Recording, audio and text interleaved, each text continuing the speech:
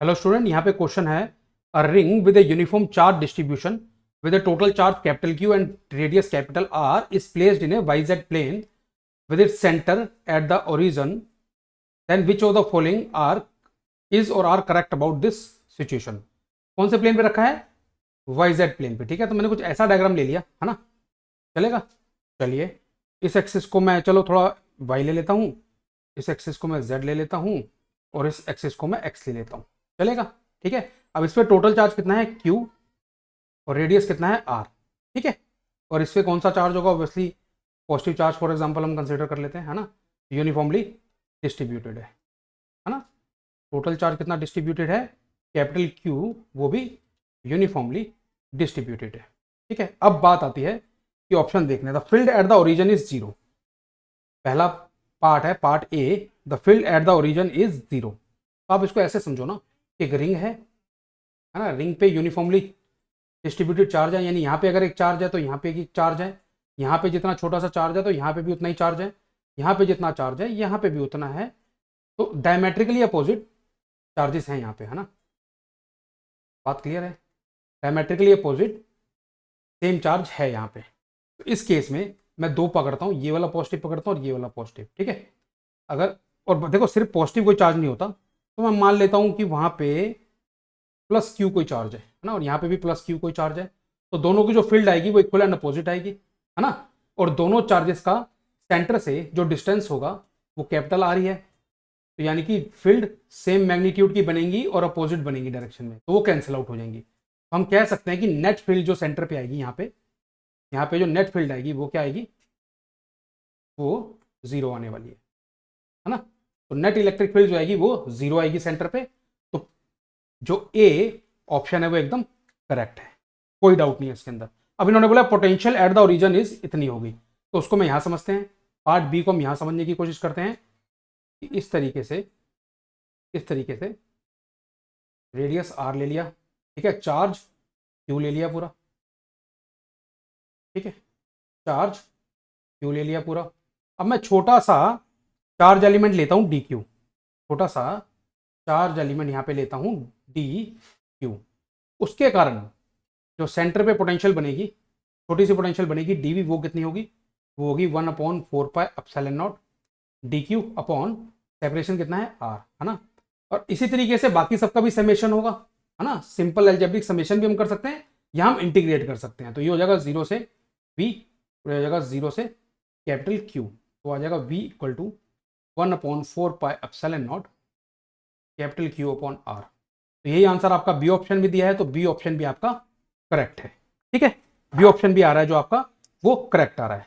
अब बात करते हैं सी की, the field at a point x, 0,0 is, C part में बोला है कि इतनी फील्ड होनी चाहिए, डी पार्ट में बोला है इतनी फील्ड होनी चाहिए, यानी कि एक्स सेपरेशन पे एक्सिस के ऊपर, सेंटर से एक्सिस के ऊपर एक्स सेपरेशन पे। तो इसको हम कैसे कर सकते हैं देखते हैं। देखो ध्यान से देखिएगा, ये आ गया हमारा डायग्राम। ठीक है, यहां पे हमें सोचना है। तो चलिए पहले तो मैं जो रिक्वायर्ड नहीं है उसको इरेज करता हूं यहां पे। अब सोचना स्टार्ट करते हैं। ठीक है, चलिए मैं मानता हूं कि सेंटर से एक्स सेपरेशन पे यहां पे कोई पॉइंट है ना। ठीक है, अब यहां पे मैं दो एलिमेंट लेता हूं, एक एलिमेंट यहां पे लेता हूं कितना डी क्यू, और एक एलिमेंट मैं यहां पे लेता हूं डी क्यू। बात क्लियर है? दोनों के कारण जो फील्ड बनेगी कुछ इस तरीके से बनेगी, ठीक है ना। इस पहले वाले डी क्यू के कारण फील्ड इस तरफ बनेगी, ठीक है। और जो दूसरा डी क्यू है, ठीक है ना, ये पहला वाला डी क्यू ये है, दूसरा वाला एलिमेंट ये है, दोनों एकदम डायमेट्रिकली अपोजिट लिए मैंने, याद रखिएगा इसीलिए ऐसे लिए क्योंकि ये डायमेट्रिकली अपोजिट मुझे लेने थे, है ना। तो दोनों की सेम लेंथ ली है, तो दोनों पे charge D Q same amount of charge है। अब दोनों के कारण जो फील्ड बनेगी, पहले के कारण जो बनेगी वो मैंने बना ली यहाँ पे ई, और दूसरे के कारण भी जो बनेगी वो इस तरफ बनेगी ई। अब आप बोलोगे सर दोनों के कारण आपने ई क्यों ली? क्योंकि दोनों का जो डिस्टेंस है उस पॉइंट पी से, पॉइंट पी ले लेते हैं इसको ना, पॉइंट पी लिख देता हूं, दोनों का जो पॉइंट पी से सेपरेशन है दोनों एलिमेंट का वो भी सेम है, दोनों एलिमेंट मैंने सेम साइज के लिए हैं, दोनों पे चार्ज डी क्यू है, तो इसलिए इलेक्ट्रिक फील्ड का जो मैग्नीट्यूड होगा वो भी सेम आएगा।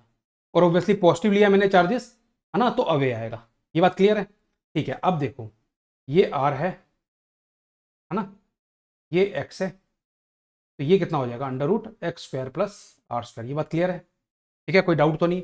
अगर मैं इस एंगल को थीटा लेता हूं तो ये एंगल भी हमारा थीटा होगा। ये बात क्लियर है? अब मैं पी पे एक हॉरिजॉन्टल लाइन बनाता हूं इस तरीके से, ठीक है। अगर ये एंगल थीटा है हमारा, तो ध्यान से सोचेगा और कौन से एंगल थीटा हो सकते हैं? ये एंगल भी थीटा होगा और ये एंगल भी थीटा होगा। तो यहां पे दोनों की जो इलेक्ट्रिक फील्ड आ रही है उनके हम कंपोनेंट बना सकते हैं। इसका कंपोनेंट आएगा इस तरफ ई कॉस थीटा, इसका कंपोनेंट आएगा ई कॉस थीटा। ये दोनों एक दूसरे से कैंसिल आउट हो जाएंगे और ऊपर की तरफ दोनों के ऐड हो जाएंगे, यानी कि 2e साइन थीटा। यानी कि जो नेट फील्ड आ रही है, जो छोटी सी जो फील्ड, अच्छा इनके कारण जो फील्ड मानी है उसको हम डी मानते हैं तो बेटर रहेगा। उसको हम क्या मान के चलेंगे? डी मान के चलेंगे, ठीक है। उसका रीजन क्या है? क्योंकि छोटी सी फील्ड बनेगी तो उसको डी मान के चलेंगे। तो ऊपर की तरफ कितनी आ गई वैल्यू? जो डी नेट आएगा हमारा, वो ऊपर की डायरेक्शन में फील्ड आ रही है और वो कितनी आएगी? डी साइन थीटा, है ना। बात क्लियर है? तो इसको इंटीग्रेट करेंगे, जीरो से ई नेट कर देंगे, ठीक है, और इसको भी यहाँ पे इंटीग्रेट कर देंगे। बात क्लियर है? अब बिल्कुल ध्यान से समझना है कि हम यहाँ पे क्या कर सकते हैं। यहाँ पे राइट में क्या करने वाले हैं, तो डी की वैल्यू कितनी होगी? सबसे पहले तो डी की वैल्यू लिखते हैं, वो आएगी K into D Q upon इसका square under root X square plus R square का स्क्वायर। ये बात क्लियर है? ठीक है, कोई प्रॉब्लम तो नहीं यहाँ पे? ठीक है, यही दिया हुआ है ना आपको, ठीक है, कोई प्रॉब्लम नहीं है। तो डी की वैल्यू पुट करते हैं K into D Q upon X square plus R square into sine theta. अब साइन थीटा क्या होगा? देखो यहाँ पे जो ट्रायंगल बन रहा है वो कुछ इस तरीके से बन रहा है ना। ये एंगल थीटा है, ये आर है, ये एक्स है, और ये क्या आ रहा है आपका under root X square plus R square. बात क्लियर है? तो साइन थीटा क्या आएगा? X upon under root X square plus R square. तो उसको पुट करते हैं यहाँ पे, ये आ जाएगा K D Q upon X square plus R square, है ना, और ये आ जाएगा X upon under root X square plus R square. यही आएगा ना, परपेंडिकुलर अपॉन, बिल्कुल ठीक है, ठीक है। अब एक बात याद रखिएगा यहाँ पे कि जो x है वो कोई वेरिएबल नहीं है, वो कांस्टेंट है ना। x क्या है? कोई वेरिएबल नहीं है, उसको कांस्टेंट माना है। यानी कि रिंग के सेंटर से एक्सिस पे कोई पर्टिकुलर x सेपरेशन पे एक पॉइंट P हमने फिक्स ले लिया और वहां पे हमें फील्ड निकालनी है। तो x भी कांस्टेंट है, तो सब कुछ बाहर आ जाएगा K X upon X square plus R square raise to the power 3/2 integration of D Q. अब डी क्यू का इंटीग्रेशन क्या होगा बच्चे? वो होगा जीरो से कैपिटल क्यू, यानी कि टोटल चार्ज। तो आ जाएगा K into Q into X upon X square plus R square raise to the power 3/2। बात क्लियर है आपको? ये आंसर आएगा हमारा फाइनल। तो क्या ये आंसर कहीं पे दिख रहा है? ये आंसर कहीं पे दिख रहा है? देख लेते हैं एक बार। ये आंसर कहीं पे नहीं है, ऑप्शन नंबर सी में भी नहीं है और ऑप्शन नंबर डी में भी नहीं है, ठीक है। तो इसका मतलब हमारे पास दो आंसर आए हैं, ऑप्शन नंबर ए करेक्ट है और ऑप्शन नंबर बी करेक्ट है। ऑप्शन नंबर सी और ऑप्शन नंबर डी का जो आंसर आया है यहाँ पे, जो फाइनल जो नेट फील्ड का जो आंसर आया है, वो ऑप्शन नंबर सी से भी मैच नहीं कर रहा और ऑप्शन नंबर डी से भी मैच नहीं कर रहा। तो I hope I have answered your question. Thank you very much. हमारे जो आंसर है वो ऑप्शन नंबर ए है एंड ऑप्शन नंबर बी है। Thank you.